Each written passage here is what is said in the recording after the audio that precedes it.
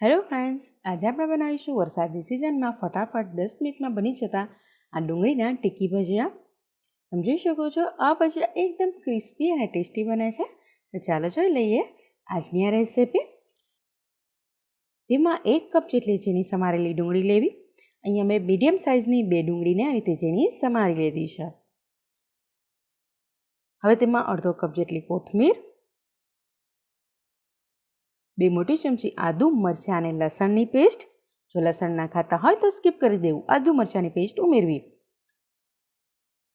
અડધી ચમચી લાલ મરચું, 1 ચમચી ધાણા જીરું, 1/4 ચમચી હળદર, 1/4 ચમચી ગરમ મસાલો, ટેસ્ટ પ્રમાણે મીઠું અને 1/4 ચમચી મરી પાવડર ઉમેરવું. અને આ બધી વસ્તુને આપણે હાથેથી પહેલાં ચોળી લેવાનું.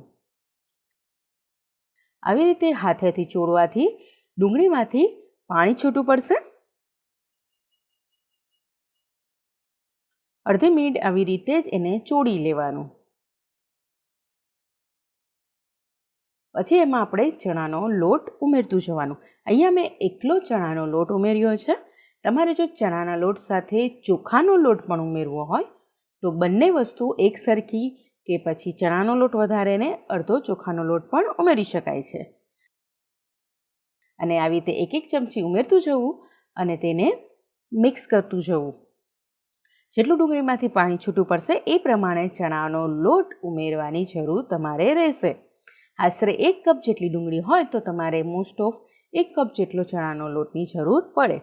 હવે આવી રીતે હાથેથી ગોળા વળવા માંડે ત્યાં સુધી કઠણ આપણે અહીંયા લોટ બાંધી લેવાનો. પછી 1 થી 2 મિનિટ સાઈડમાં મૂકી દેવાનું.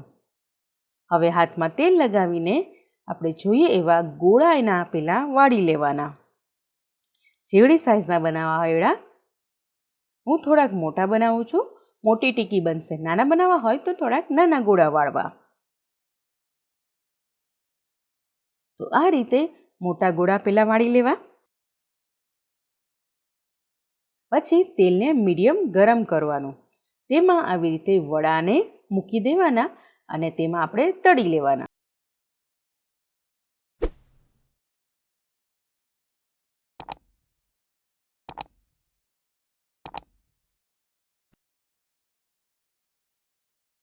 અને આપણે 1 મિનિટ સુધી આવી રીતે જ મીડિયમ ગેસ ઉપર ચડવા દેવાના.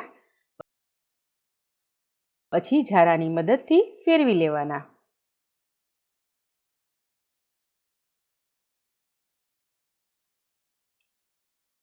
આને આપણે અધકચરા જ પકાવવાના છે.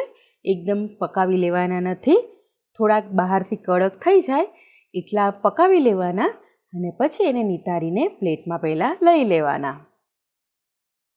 અને તેલને આપણી રીતે મીડિયમ ફ્લેમ ઉપર ગરમ જ રાખજો. ગેસ બંધ નહીં કરી દેતા.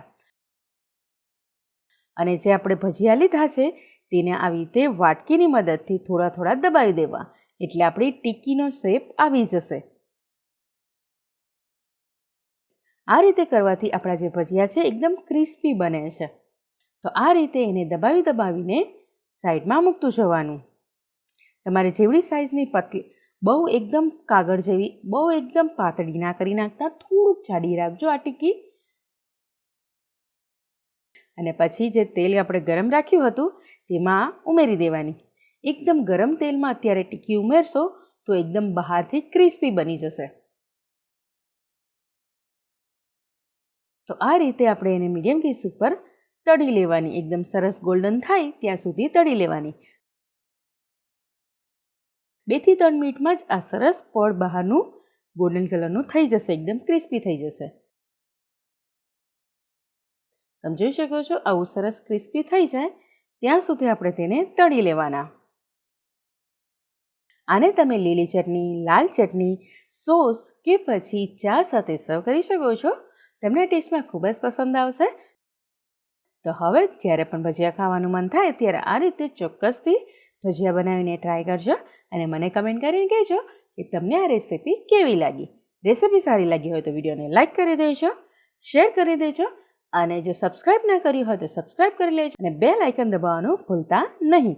તો તમે એન્જોય કરો આ ડુંગળીના ટીકી ભજીયા. આપણે મળીશું નેક્સ્ટ રેસિપી સાથે. ત્યાં સુધી આવજો. Bye bye. Thank you. જય શ્રી કૃષ્ણ.